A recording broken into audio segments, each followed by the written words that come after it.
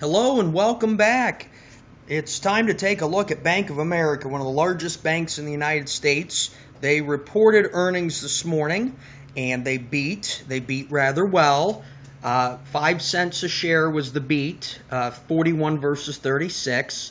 And it's 2 consecutive quarters now where Bank of America has come in ahead of analyst expectations, and 3 consecutive quarters of earnings growth. Now, a lot of litigation occurred in 2014, a lot of litigation expenses, and that caused Bank of America to have to suffer some charge-offs. And, they've really been haunted by the ghost of the financial crisis. They took on some questionable assets at a pretty bad time in 2007, 2008, and as a result, they've really been haunted with that ever since. This is a tough bank in terms of seeing earnings growth coming down the road. However, and as you could see here, the estimates kind of show that as well. I do believe that Bank of America is going to continue to grow its earnings, but one of the keys here too is deleveraging and downsizing the balance sheet. So these banks have to sort of offset things.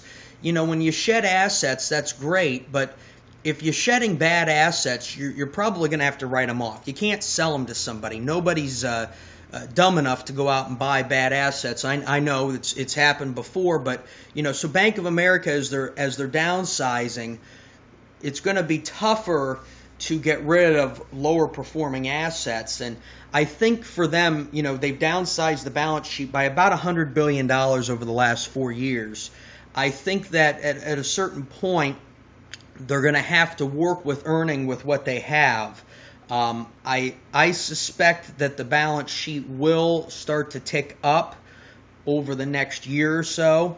And with that, the leverage may increase as well. Right now, they're at 7.7 to 1 debt to equity ratio. And really, the big drop came in 2011, and it's just slowly gone down ever since.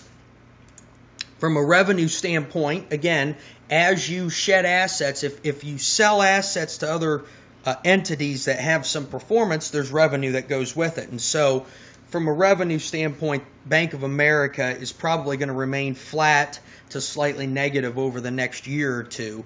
It has, for the first time in a little while, picked up a bit in this quarter.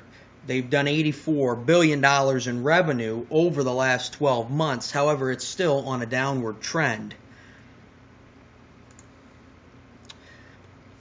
And if you watched my presentation on Wells Fargo and on U.S. Bank, you'll know what I'm talking about here in terms of the discounted price to book.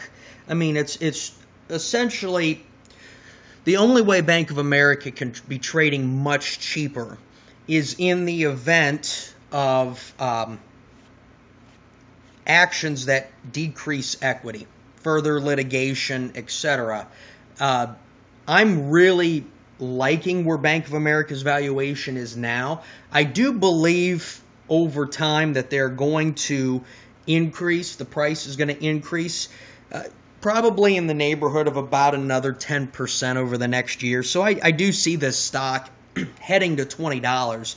It's going to be very slow moving, and at the same time, I think one of the keys to that here is the dividend. They just got, a year ago, the okay from the Federal Reserve to increase the dividend to 5 cents a share, and that puts them at about 1.2% on the dividend yield. I think being able to increase this dividend again is going to be key for them, and hopefully within the next quarter or so they'll be able to do that. Even to something like 7.5 cents a share would be helpful.